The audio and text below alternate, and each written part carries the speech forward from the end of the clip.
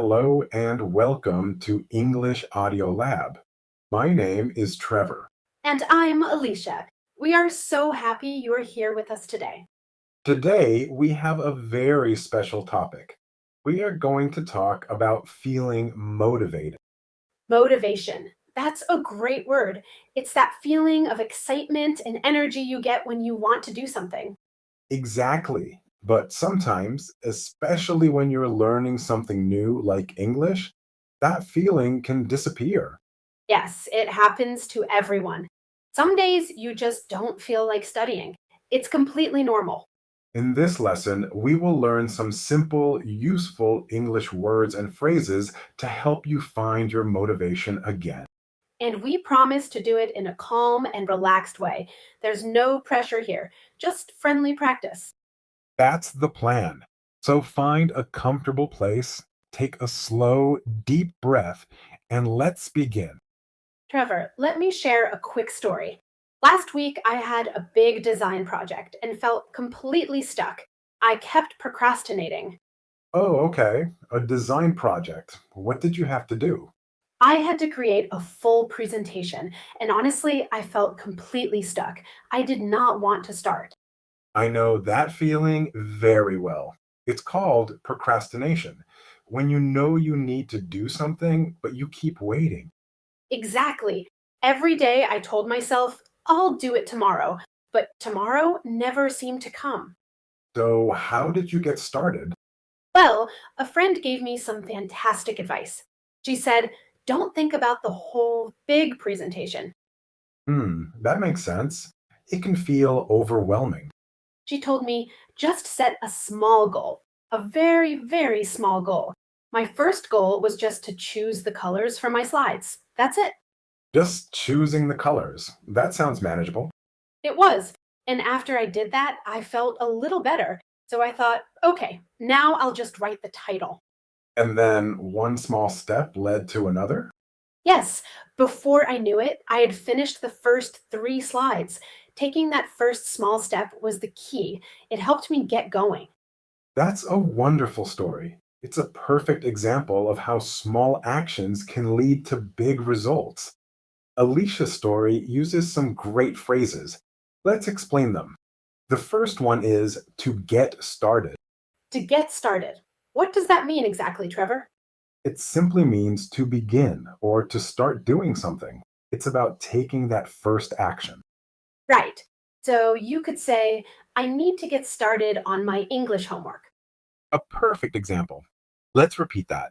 I need to get started on my English homework. Another phrase you used was set a small goal. Yes, a goal is something you want to achieve, and small means it's not big or difficult. Though set a small goal means to decide on an easy, simple task you can complete. Exactly. This helps you build momentum. Momentum is the force that keeps you moving forward once you've started. I see. Small steps help you build momentum. That makes sense. Another important phrase is find your drive. Find your drive. Does that have to do with a car? A good question, but no. In this context, drive means your inner motivation, the deep reason why you were doing something. Oh, okay. So my drive for learning English is to travel and connect with people from other cultures. Precisely.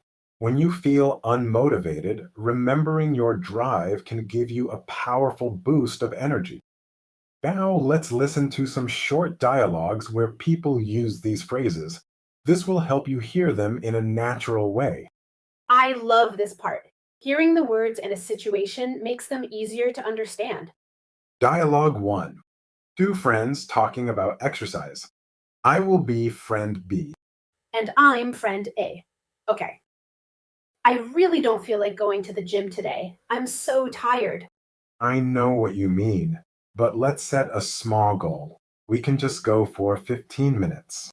Just 15 minutes? Okay, I could do that. It's better than nothing.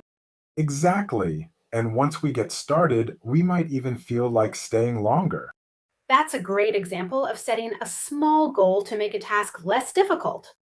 Dialogue 2. A student is talking to a teacher. I have a big exam next month, but I just can't find the motivation to study every day. I understand. It can feel like a huge mountain to climb. Why don't you take a moment to think about your drive? Why is this exam important to you? Well, I want to get into a good university. That's my dream. Then hold on to that dream. Let that be your motivation. Each time you study, you're taking one step towards your dream. In that dialogue, the teacher helps the student find her drive.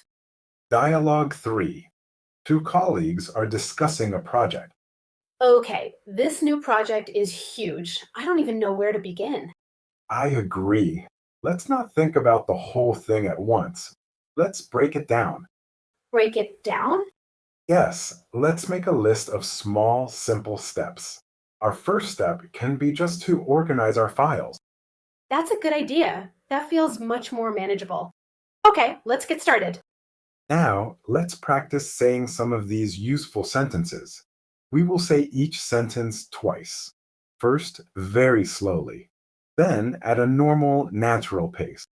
This is wonderful for practicing your pronunciation. Please repeat after us. Ready? The first sentence is slowly. I need to get started. Normal pace. I need to get started. Let's do another. Slowly. Let's set a small goal. Normal pace. Let's set a small goal. And another. Slowly. I need to find my drive. Normal pace. I need to find my drive. Here's a great one. Slowly. Let's break it down into small steps. Normal pace. Let's break it down into small steps. Now, let's paraphrase. That means saying the same idea using different words. Okay, so for let's get started, what's another way to say it? You could say it's time to begin, or more simply, let's start now. I like those. It's time to begin. Let's start now. And for let's set a small goal, You could say, let's focus on one simple task, or a very common one, let's take it one step at a time. one step at a time. That's a beautiful and very encouraging phrase. Okay, now it's your turn to speak more. We are going to do a guided listen and repeat exercise. I will say a phrase, and then there will be a short pause. In that pause, please say the phrase Out out loud. loud. After the pause, I will say the phrase so you can check how you did. Don't be shy. Ready? Let's begin. I feel motivated today. I feel motivated today. I will take the first step. I will take the first step. I can achieve my goal. I can achieve my goal. I will not give up. I will not give up. Every small step is progress. Every small step is progress. I believe in myself. I believe in myself.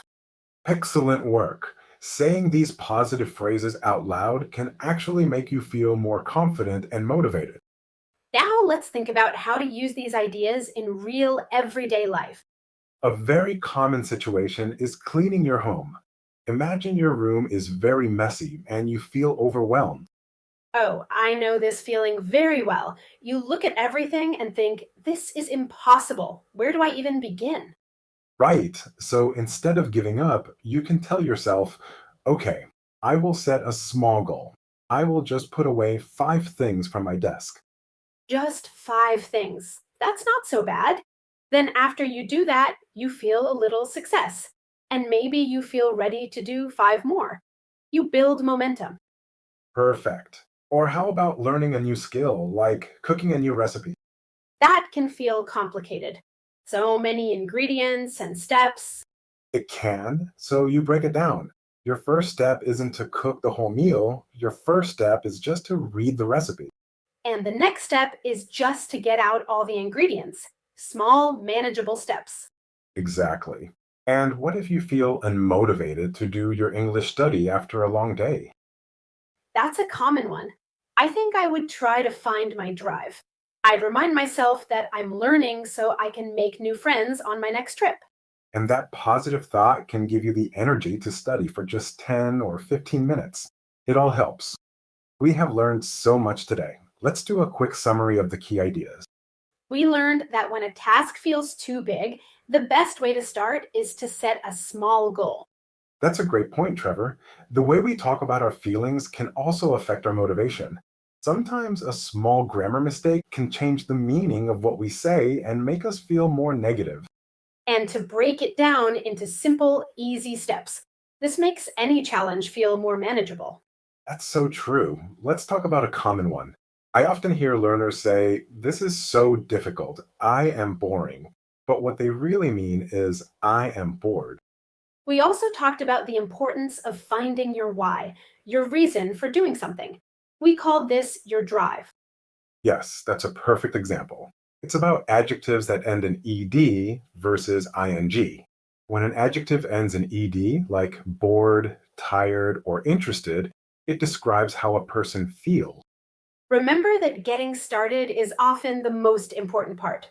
Once you begin, you build momentum.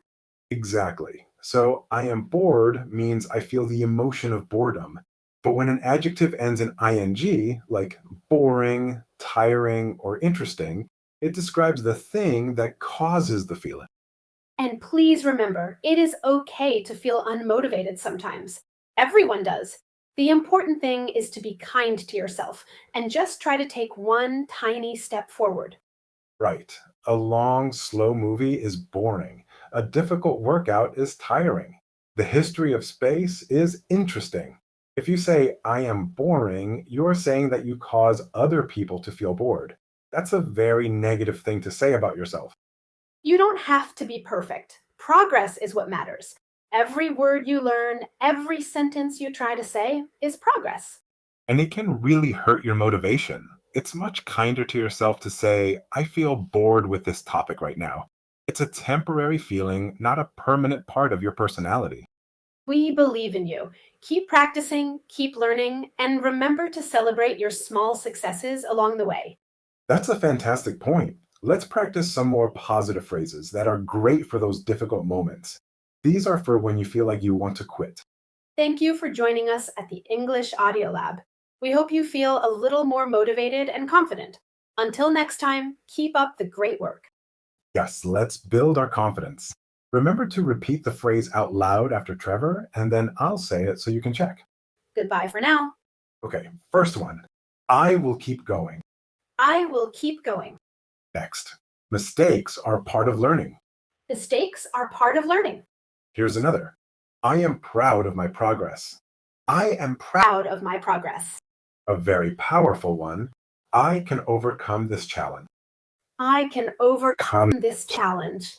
And finally, each day is a new opportunity. Each day is a new opportunity. Wonderful. Now, let's use these ideas in one more real life situation. What about preparing for a job interview in English? Oh, that's a big one.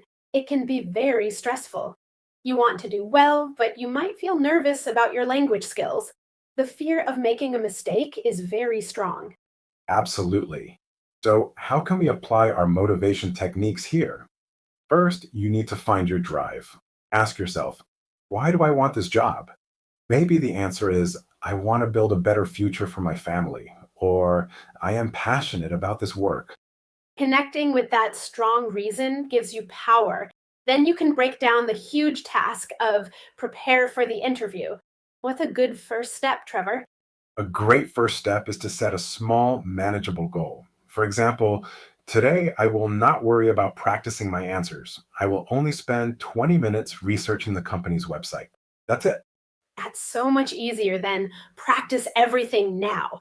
After that, your next small goal could be to update one section of your resume, and the next could be to write down just 3 questions you want to ask them.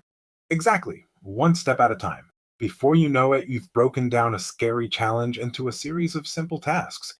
You'll feel more prepared and much more confident. And you can use those positive phrases we just practiced. If you make a mistake while practicing, you can tell yourself, mistakes are part of learning. This changes the feeling from fear to growth.